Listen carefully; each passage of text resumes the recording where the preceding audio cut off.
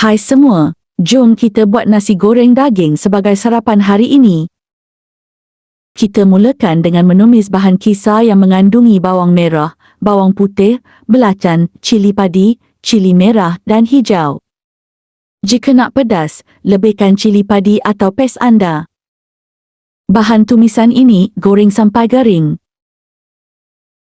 Ada yang mesej saya bertanyakan nak tumis berapa lama. Sebenarnya agak sukar untuk saya nyatakan berapa minit kerana penggunaan dapur dan periuk kita berbeza.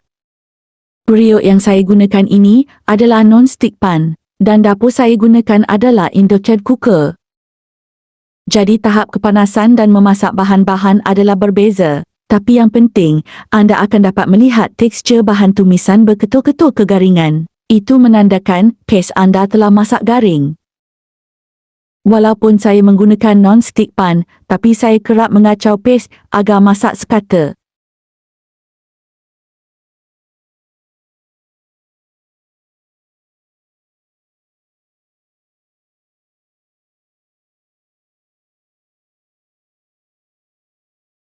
Saya cuba ambil real-time menumis bahan kisar. Sekurang-kurangnya, kita ada idea berapa lama nak menumis bahan kisar ini.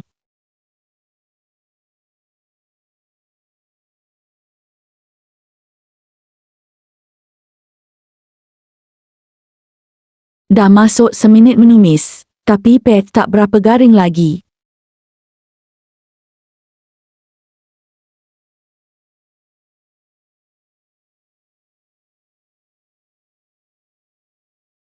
Kita biarkan ia masak seketika lagi.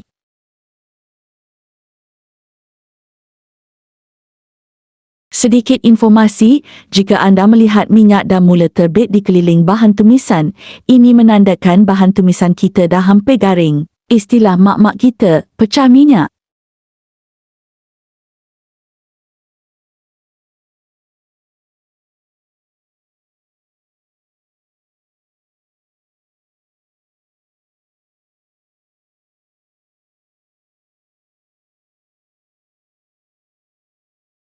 Secara kasarnya, menumis hingga pecah minyak mengambil masa selama 3 ke 4 minit. Sekarang dah masuk 3 minit menumis.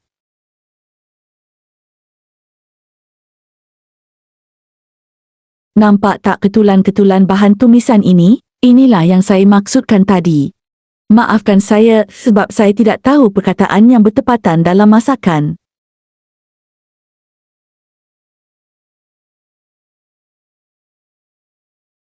Kalau ikutkan real time ini, untuk tumisan menjadi garing, masa yang diperlukan adalah 3 minit lebih. Nanti teman-teman komen ya, share dengan saya pengalaman teman-teman menumis bahan tumisan hingga garing. Saya pun nak tahu juga.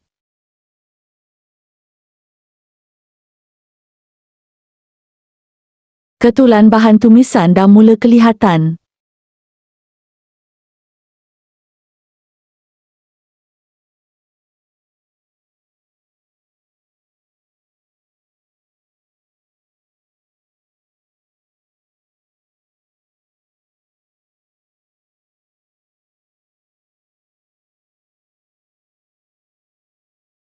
Sekarang kita masukkan hirisan daging yang diperap dengan lada sula dan sos ikan. Saya tak menggunakan garam dalam perapan kerana sos ikan dah mencukupi.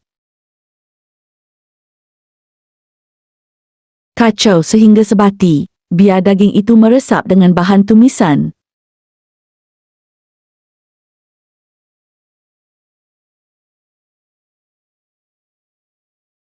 Masak hingga daging masak garing atau sampai mengeluarkan jus daging.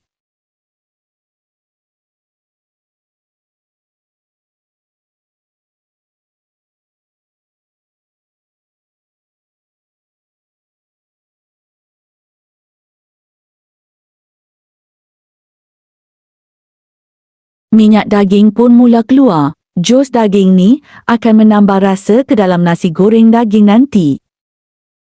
Maaf jika nasi goreng daging yang simple ini mengambil masa yang lama untuk siap. Kali ini saya buat video sedikit panjang untuk menjelaskan satu demi satu langkah-langkah.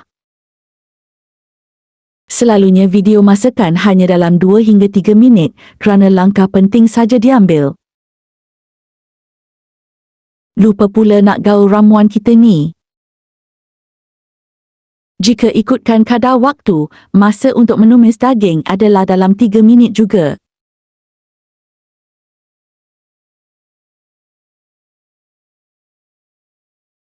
Sekarang kita masukkan telur. Untuk mendapatkan rasa dan tekstur telur, saya gunakan 2 biji telur.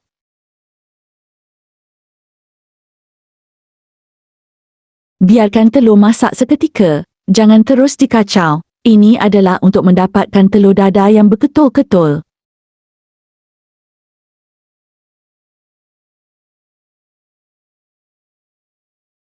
Setengah orang akan memasak telur dulu, kemudian dimasukkan ke dalam nasi goreng. Tapi saya suka cara ini kerana daging akan disaluti dengan semua bahan.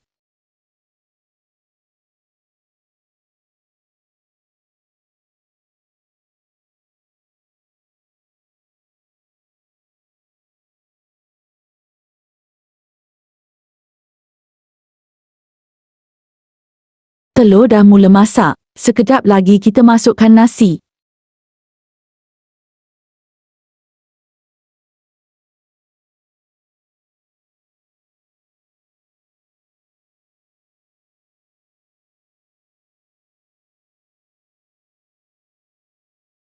Memandangkan kita masak ala-ala macam orang bujang, kita main masukkan je nasi yang ada dalam periuk nasi. Terus ke dalam periuk.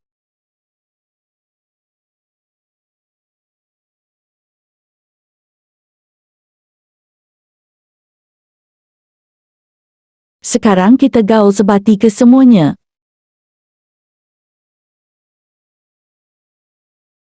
Untuk mengaul, saya selesa menggunakan 2 spatula. Senang untuk pecah-pecahkan nasi jika ada yang beketul-ketul.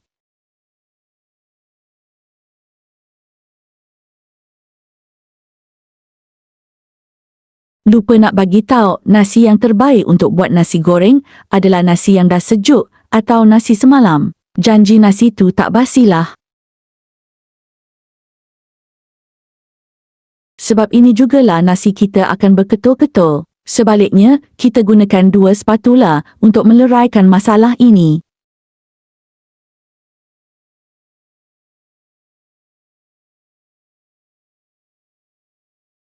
Nampak ya nasi kita dah okey. Ketul-ketul pun dah tak nampak sangat. Teruskan menggaul. Bahan-bahan biar sebati semuanya.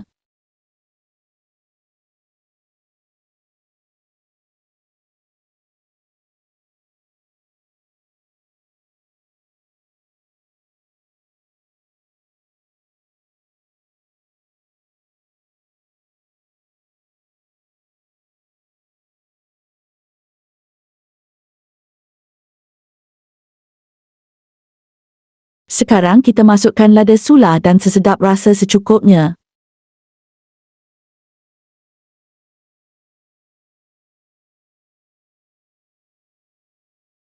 Mungkin ada yang bertanya, kenapa saya tidak masukkan garam? Ini kerana daging saya dah perap dengan sos ikan. Tambahan pula, bahan tumisan dah ada belacan. Secukup rasa pun dah ada segalanya.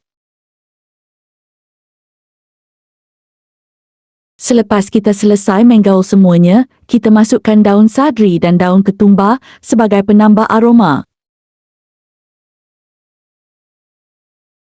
Tapi sedikit tips, kalau ada ikan bilis yang digoreng garing, lagi sedap tau. Tak percaya, cubalah.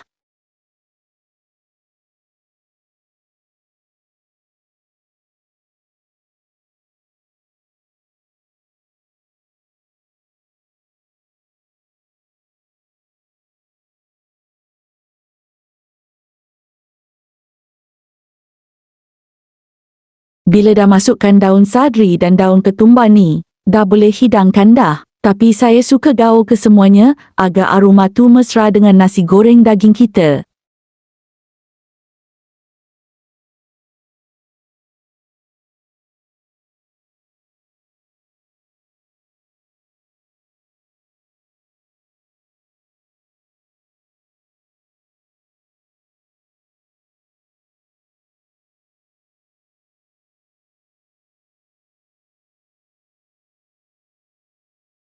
Nasi goreng daging dah siap. Selamat mencuba dan selamat menjamu selera.